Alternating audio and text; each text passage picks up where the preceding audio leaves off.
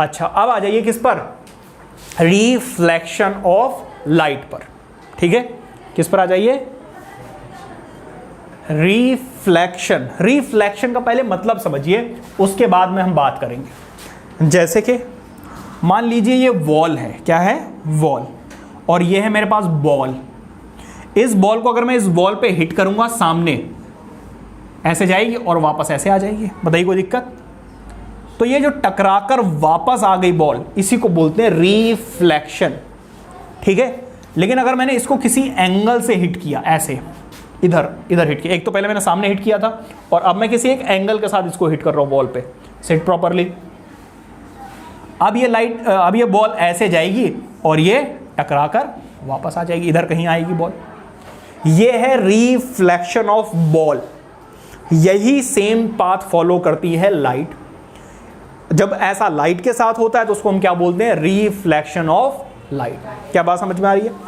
Light जो reflect करती है वो स्मूथ और रफ दोनों सरफेस से करती है, लेकिन यहां पर टाइप्स ऑफ रिफ्लेक्शन में हम इस चीज को पढ़ेंगे। ठीक है, पहले जरा डेफिनेशन देख लेते हैं।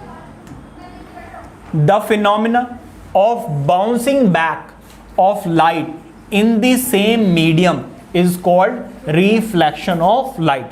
जैसे मैंने यहां पे क्या किया, एक मिरर ले लिया मान लीजिए, ठीक है, और कोई लाइट इस पे ऐसे फॉल करेगी और इधर आ जाएगी।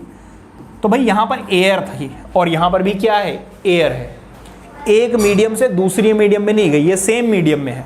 तो जब लाइट सेम मीडियम में बाउंस बैक करती है किसी सरफेस पे हिट करने के बाद, उसको हम क्या बोलते हैं, रिफ्लेक्शन ऑफ लाइट बोलते हैं। ठीक है, so the phenomena of bouncing back of light in the same medium is called reflection of light. अब क्या है नेक्स्ट,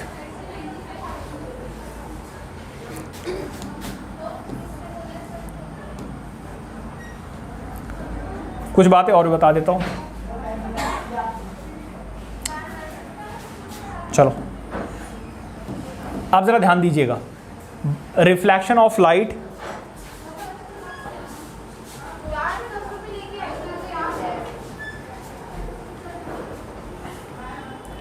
प्लेन मिरर। पहले आप ये समझिए कि प्लेन मिरर बनेगा कैसे।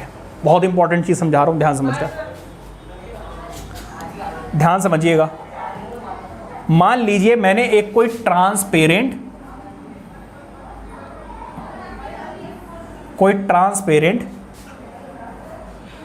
ग्लास ले लिया। ठीक है, ट्रांसपेरेंट ग्लास मतलब ये जो हमारे विंडोज में लगा रहता है वो ट्रांसपेरेंट होता है ना, आर पार हम देख पाते हैं। तो इसका नामकरण भी कर देते हैं भाई, इसको मान लेते हैं एम और इसको मान लेते हैं एन। इसी को बेटा मैं मिरर बना सकता हूं। कैसे बनाओगे मिरर, जरा ध्यान देना। मैं क्या कह रहा हूं, इसके पीछे सिल्वर की कोटिंग कर दो। क्या कर दो, सिल्वर की कोटिंग।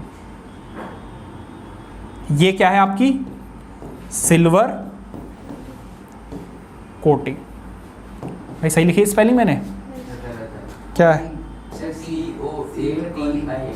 अच्छा, अरे हाँ यार, कोटिंग। ठीक है जी, सिल्वर की कोटिंग क्या होती है भाई। अब बात आती है सिल्वर की क्यों, किसी और की क्यों नहीं। Because silver is the best reflector of light. Silver क्या है बेटा, बेस्ट रिफ्लेक्टर ऑफ लाइट है। आप क्या चाहते हो भाई, आप तैयार वैयार होके गए हैं कोट पहन के, या फिर आप भाई लहंगा पहन के पहुंचे और आपका चेहरा आड़ा ताड़ा नजर आ रहा है, बॉडी ऐसे घूमी हुई नजर आ रही है, ऐसे देखना चाहते हो कि अपने आप को, नहीं। आप क्या चाहते हो, जैसा मैं हूं या जैसी मैं हूं बिल्कुल वैसी दिखूं, है ना। तो इसलिए वहां पर आप चाहते हैं कि बेस्ट रिफ्लेक्शन हो। जब बेस्ट रिफ्लेक्शन होगा तभी तो आप जैसे हो वैसे ही नजर आओगे, वरना आड़े ताड़े नजर आओगे। क्यों, शीशे महंगे आएंगे। सिल्वर की कोटिंग करनी है बेटा, मिठाई पे भी तो कोटिंग होकर आती है, महंगी हो जाती है क्या। आपके घर में महंगा वाला है, अरे इतनी महंगा नहीं है, ठीक है, समझ गया, ऐसा कुछ नहीं, महंगा नहीं है। इतना बेकार पढ़ा रहा हूँ।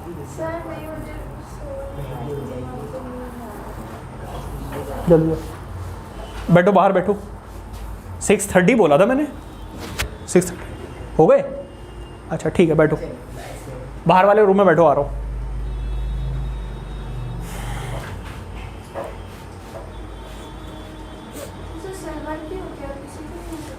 अभी रीज़न बताया मैंने, सिल्वर इज़ दी बेस्ट। कर सकते हो लेकिन आड़े ताड़े दिखोगे, वो भी बता दिया मैंने आपको, ठीक है।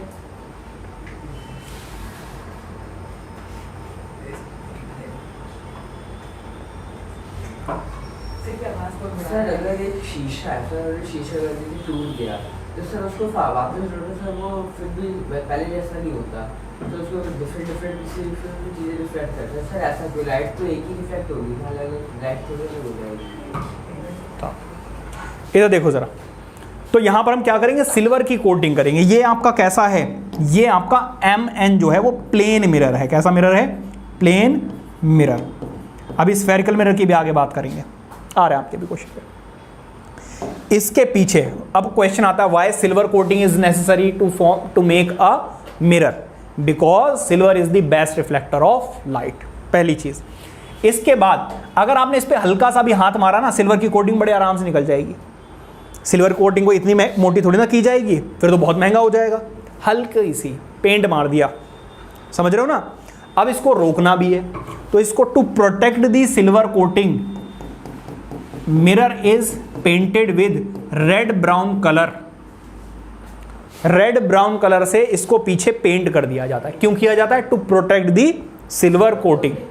अब जरूरी नहीं रेड ब्राउन ही हो, आप देखोगे पीछे अलग अलग कलर करना शुरू कर दिए, लेकिन कोई डार्क कलर जिससे ये प्रोटेक्ट हो जाए, ठीक है। लेकिन रेड ब्राउन कलर जो है वो बेस्ट रहता है। जब आप ऐसा कर देते हो तो आपका खूबसूरत सा चेहरा इस पे नजर आना शुरू हो जाता है।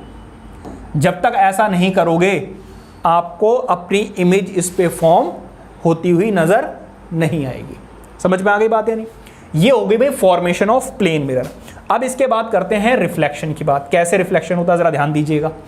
मान लीजिए मैंने टॉर्च ली और यहां से लाइट फॉल कराई इसके ऊपर, ऐसे कुछ, ठीक है जी। इसका चलो कलर बदल देते हैं, और फिर बाद में ये टकराकर इधर वापस आ गई ऐसे, ठीक है जी, कुछ ऐसे। ये जो रे इधर से आई, रुक जाओ इसको थोड़ा सा और ब्राइट करते हैं। ये जो रे आई इसको हम बोलते हैं क्या? Incident ray. क्या बोलते हैं? और ये जो टकराकर वापस गई इसको बोलते हैं रिफ्लेक्टेड रे। क्या बोलते हैं?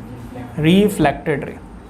अच्छा, जिस पॉइंट पे इंसिडेंट रे एंड रिफ्लेक्टेड रे मीट करते हैं उस पॉइंट को बोलते हैं क्या?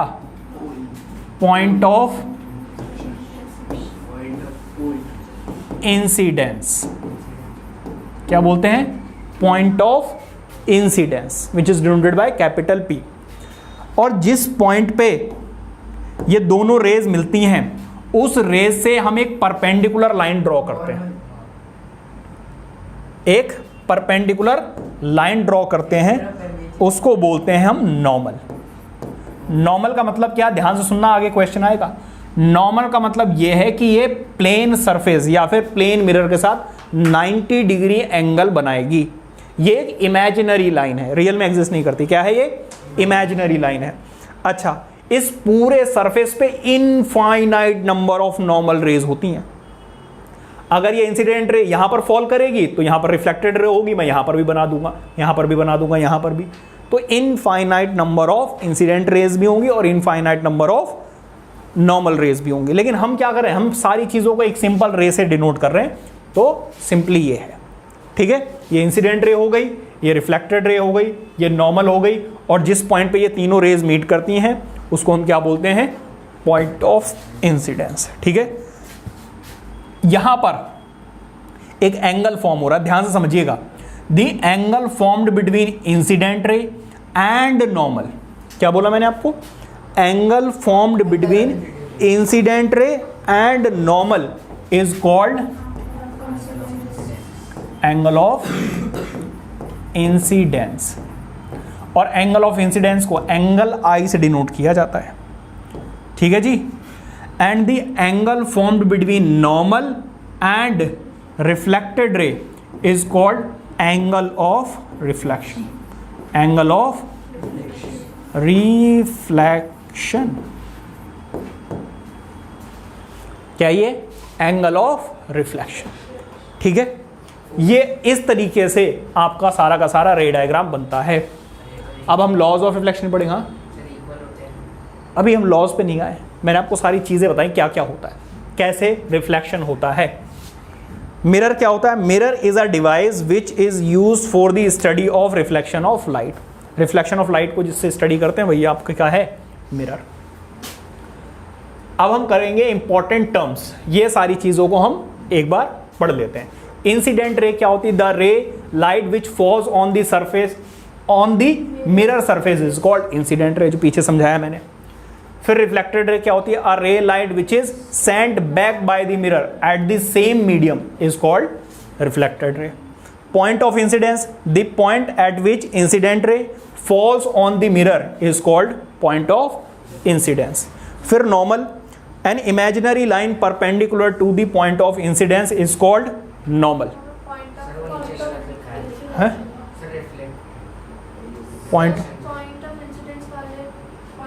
पॉइंट ऑफ रिफ्लेक्शन रे नहीं, ये थोड़ा सा बेटा गलत हो गया, समझ जाओ। पॉइंट ऑफ इंसिडेंस, ठीक है जी, पॉइंट ऑफ, ठीक है। और ये क्या हो गई आपकी? नॉर्मल, ठीक है। तो यहां तक करेंगे। अब इसके बाद हम पढ़ेंगे लॉज ऑफ रिफ्लेक्शन, ठीक है।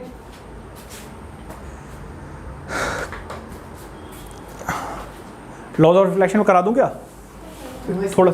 थोड़ा सा टाइम है। अब हम पढ़ेंगे angle of incidence. Angle of incidence क्या होता है भाई? अभी बताया मैंने, इंसिडेंट रे एंड नॉर्मल के बीच में जो एंगल बनेगा, the angle between incident ray and normal is called angle of incidence. Angle of reflection क्या होता है भाई? नॉर्मल और रिफ्लेक्टेड रे के बीच में जो एंगल बनेगा वो क्या होगा? एंगल ऑफ रिफ्लेक्शन, ठीक है जी। अब आ जाइए लॉज ऑफ रिफ्लेक्शन पे। लॉज ऑफ रिफ्लेक्शन क्या कहते हैं? There are two laws of reflection. पहली चीज, अभी पीछे मैंने आपको क्या बताया कि भाई ये है आपका मिरर, बनाओगे कैसे? एक लाइन ड्रॉ करोगे और उसके पीछे ऐसे डॉटेड लाइंस बनाओगे, ऐसे शेड करोगे। शेड करते वक्त ऐसे परपेंडिकुलर नहीं बनानी है, कैसे बनाओगे? थोड़ी सी बैंडेड, सिल्वर की कोटिंग वगैरह आपको नहीं करनी है, स्केल से ड्रॉ करोगे और ऐसे पीछे से हल्का सा शेड कर दोगे। इसका नामकरण करेंगे हम M और इसका नाम होगा N, और फिर यहां पे इसको लेबल भी करोगे। ये क्या है? आपका प्लेन मिरर है, ठीक है जी, इस तरीके से। अब जरा ध्यान दीजिएगा, पहला लॉ क्या कहता है? Incident ray, reflected ray and normal, incident ray, reflected ray and normal lie on the same plane at the point of incidence, ठीक है भाई। ये इंसिडेंट रे है, ये रिफ्लेक्टेड रे है, ये नॉर्मल है। ये सारी की सारी रेज एक ही पॉइंट पे लाई करती हैं। So incident ray, reflected ray and normal all lies in the same plane. Second law इनका क्या कहता है कि एंगल ऑफ इंसिडेंस जो है वो एंगल ऑफ रिफ्लेक्शन के इक्वल है। कहां गया?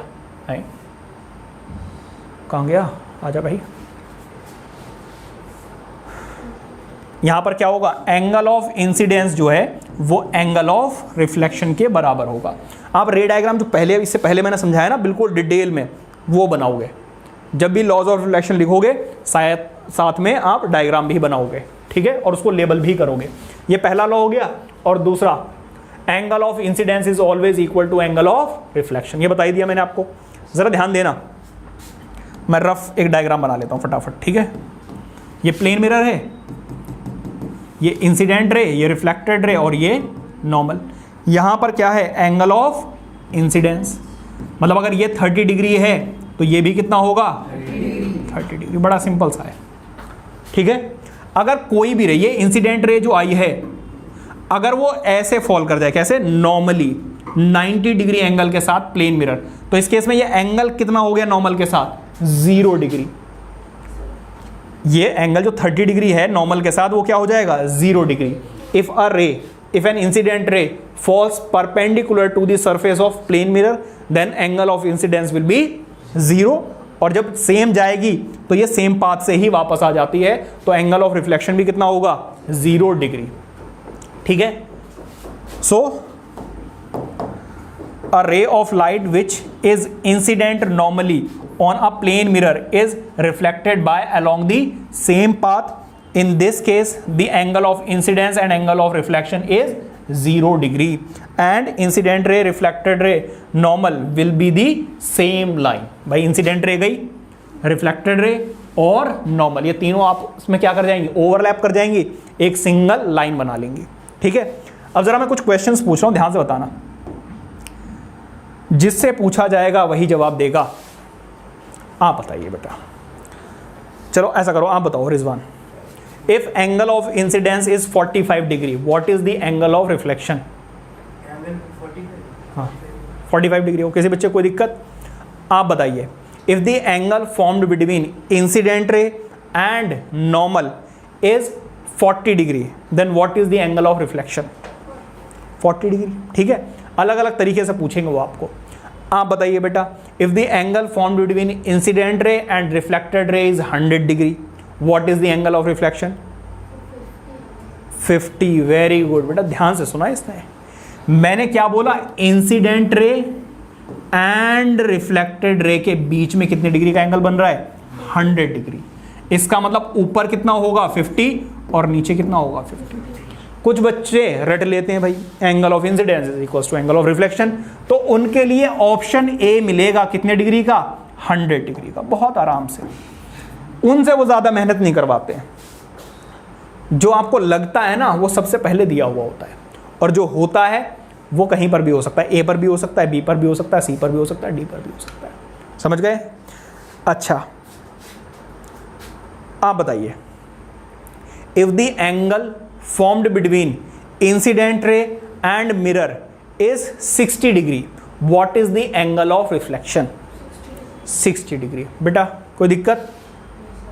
नो। आपको बेटा कोई दिक्कत? बेटा अब आपने ध्यान से नहीं सुना, इसका मतलब इस बार मैंने जो एंगल दिया है ना वो मैंने ये बोला है इंसिडेंट रे एंड मिरर, ये वाला दिया हुआ है 60 डिग्री। और ये बहुत कॉमन क्वेश्चन है, आप भावनाओं में बह जाते हो, पूरा पढ़ते नहीं हो। एंगल फॉर्म्ड बिटवीन इंसिडेंट रे, अच्छा एंगल ऑफ रिफ्लेक्शन के इक्वल आ गया। क्वेश्चन को समझो, पूछ क्या रहे हो, दिया हुआ क्या है, जल्दबाजी करने की जरूरत नहीं है। Incident ray and plane mirror के बीच में दिया हुआ कितने, 60 डिग्री का, और ये नॉर्मल के साथ में बनाता है कितने डिग्री का एंगल, 90 डिग्री का। तो 90 में से 60 माइनस करोगे 30 ही है, और 30 ही आएगा एंगल ऑफ रिफ्लेक्शन। और बेटा आप टेंशन ना लेना, आपके लिए 60 डिग्री कहां पे मिलेगा, ऑप्शन ए। सबका ख्याल रखा जाएगा, ऐसा नहीं कि आप निराश होकर आए, वहां से तो आप आएंगे खुश होकर, बाद में पता चलेगा ये नंबर कहां कट गए। समझ गए? तो इसलिए जब क्वेश्चंस आप करते हो तो बहुत ध्यान से, ऐसे इजी क्वेश्चंस भी आपको करने के प्रैक्टिस करनी पड़ेगी, तभी बात बनेगी। ऐसा मत सोचना कि ये तो इजी है, ये तो हम कर लेंगे, नहीं कर पाओगे बेटा। ठीक है, कई बार वो आपको क्या देते हैं, if the angle formed between incident ray and normal is 40 degree what is the angle formed between reflected ray and plane mirror. किसके बीच में पूछ रहे हैं, ध्यान दीजिएगा, रिफ्लेक्टेड रे और प्लेन मिरर के बीच का एंगल पूछ रहे हैं। अगर ये एंगल 40 डिग्री है तो ये भी 40 होगा, और नॉर्मल के साथ में 90 डिग्री बनाता है, तो 90 में से 40 माइनस कर दो, कितना बचा, 50 डिग्री। तो ये वाला एंगल 50 डिग्री का होगा। क्वेश्चन को ध्यान से पढ़ेंगे, क्या दिया हुआ है और क्या निकालना है। क्लियर हो गई बात या नहीं? यही थे आपके दो लॉज ऑफ रिफ्लेक्शन। पहला, all the rays lie on the same plane, and angle of incidence is equal to angle of reflection को हल्के में नहीं लेना है।